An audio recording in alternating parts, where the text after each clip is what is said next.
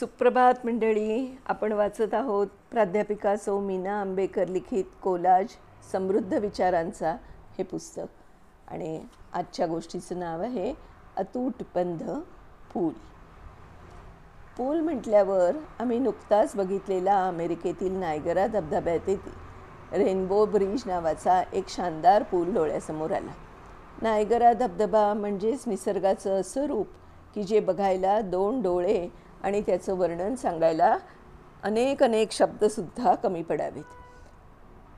2600 फूट लांबीचा 167 फूट उंचीवरून प्रत्येक सेकंदाला 24 लाख लिटर इतकं प्रचंड पाणी खाली पडणारा प्रचंड मोठा असा अप्रतिम धबधबा.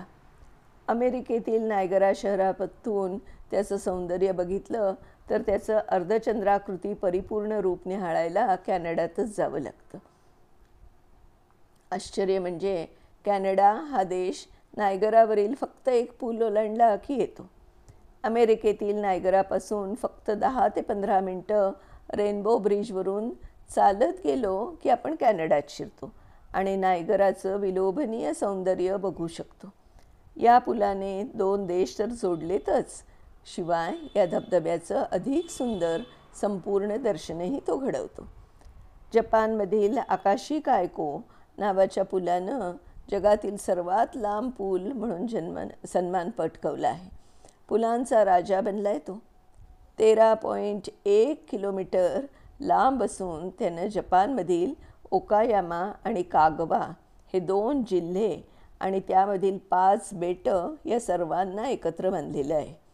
त्यानं या छोट्या छोट्या बेटांमध्ये दळणवळण वाढवून त्यांची उत्तम प्रगती साधलेली आहे. हा डबल डेकर पूल आहे. समुद्रालगतचा पदर ट्रेन्सना घेऊन जातो आणि वरचा दुसरा पदर रस्ता म्हणून मोठमोठ्या बसेसना पळवतो. लंडनमधील टेम्स नदीवरील लंडन ब्रिज हा तर मला London bridge is falling down या पहिलीच्या कवितेत खूप लहानपणीच भेटला होता. सन 1831 हा बांधला गेला आणि 1967 जेव्हा तो पाडून त्याच्या जागेवर नवीन पूल बांधायचं ठरवलं तेव्हा अमेरिकन उद्योगपती रॉबर्ट मॅकलोच यांनी तो पूल 5 कमानींचा दगड पूल चक्क विकत घेतला. आश्चर्याची गोष्ट म्हणजे या पुलाच्या प्रत्येक दगडावर नंबर घालून ते सर्व व्यवस्थित काढून अमेरिकेला बोटीतून संपूर्ण पूलच लंडनहून नेला.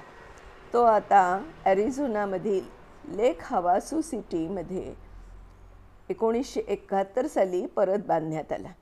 हा पूल म्हणजे आजपर्यंतच्या जगाच्या इतिहासातील ही सर्वात मोठी वस्तू आणि रचना एका देशातून दुसऱ्या देशात पाठवलेली आणि सर्वात मोठे विकलेले अँटिक अशी थक्क करणारी गोष्ट आहे.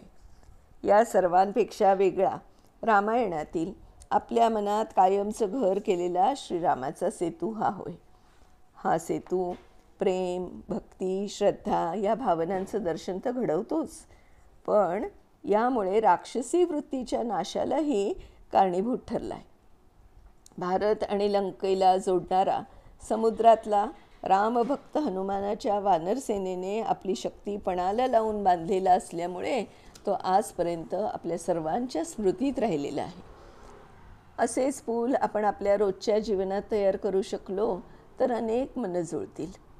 आज विभक्त कुटुंब आणि TV, computer, mobile phones, email अशा इलेक्ट्रॉनिक जग झाल्याने माणसांना एकमेकांशी जोडण्यासाठी पुलांची गरज निर्माण झाली आहे.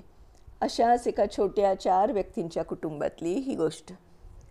कधीकधी शब्दातून भावना व्यक्त करणं आईवडिलांना खूप अवघड जातं. मूल अगदी लहान 3-4 वर्षाचं असताना त्यांना खूप सांगायचं असतं, पण बऱ्याच वेळा आई आपल्या कामात मग्न असते किंवा दमलेली असते.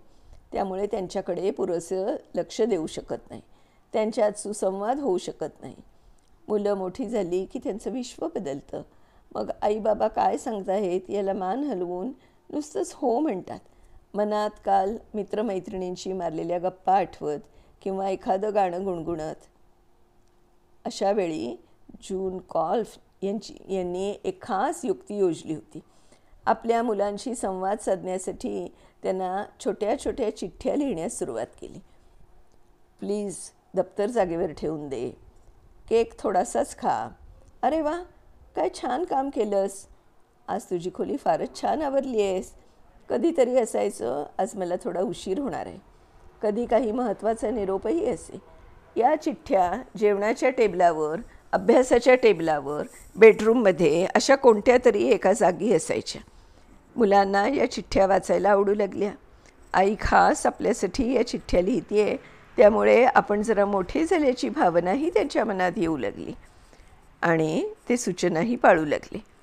मुलं रात्री दात घासायचा कंटाळा करतात. बेडवर चिठ्ठी लिहिलेली होती. रात्री दात घासून झोपला तर खूप छान स्वप्न पडतील. नंतर चिठ्ठ्यांचा प्रयोग मुलंच करू लागली. एकदा मुलाचा आणि आईचा वाद होतो. आईच्या बेडवर चिठ्ठी होती, आय एम सॉरी. एकदा बाबांना परगावी जायला लागलं तेव्हा बूट घालताना बुटातच त्यांना एक चिठ्ठी मिळाली.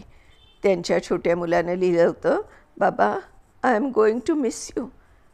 अशा अनेक चिठ्ठ्या मुलं सतत लिहू लागली आणि त्या हळव्या, संवेदनशील, प्रेमळ चिठ्ठ्यांच्या सेतूमुळे सारं कुटुंबच प्रेमाच्या घट्ट विणीत विणलं गेलं. मध्यंतरी टी व्हीवर आयडियाची एक छान जाहिरात पाहिली. सकाळी सकाळीच आईवडिलांचं भांडण होतं. त्यांचा छोटा मुलगा, ते दोघं ऑफिसला घाईघाईने निघताना त्यांच्या मोबाईल फोन्सची अदलाबदल करतो. त्यामुळं दिवसभर दोघांचाही वेळ रॉंग नंबर घेण्यात मजेत जातो. दोघंही ऑफिसमध्ये किती बिझी असतात हे समजतं आणि मग घरी आल्यावर दोघांचाही राग गेलेला असतो आणि ते छान हसतात. छोटा निष्पाप मुलगा आयडिया आणि मोबाईल फोन्सच्या सहाय्यानं आईवडिलांमधला छान दुवा बनला. लांबचं सोडा, पण आपल्या प्रत्येक माणसाच्या शरीराला स्नायूंना जोडणारे, हाडांना जोडणारे, आपल्या अवयवांना जोडणारे छोटे मोठे अनेक पूल आहेत. आश्चर्याची गोष्ट म्हणजे आपल्या मेंदूत तर अगणित पेशींना जोडणारे असंख्य जोडतंतू किंवा कनेक्शन्स आहेत आणि हे जोडतंतू जेवढे जास्त तेवढा माणूस अधिक बुद्धिमान समजला जातो. असे अनेकविध इतरांच्या मनाशी जोडणारे पूल प्रत्येकाने स्वतःच्या मनात बांधले तर हे जग मनाने किती जवळ येईल, हो की नाही? तर असे हे पूल म्हणजे एकमेकांना जोडणारी रस्ते किंवा मार्ग. आवडलं आहे की नाही तुम्हाला? तर मग चला पटापट लाईक करा, शेअर करा आणि माझं जे हे गप्पा गोष्टी चॅनल आहे ते अजूनपर्यंत सबस्क्राईब केलं नसेल तर तेही करा. आपल्या आप्तेष्ट आणि मित्रमंडळींना पण सांगा की ते गप्पा गोष्टी चॅनल सबस्क्राईब करायचं आहे असं. तर उद्या भेटूया अशा छान नवीन गोष्टीसह. तोपर्यंत बाय बाय.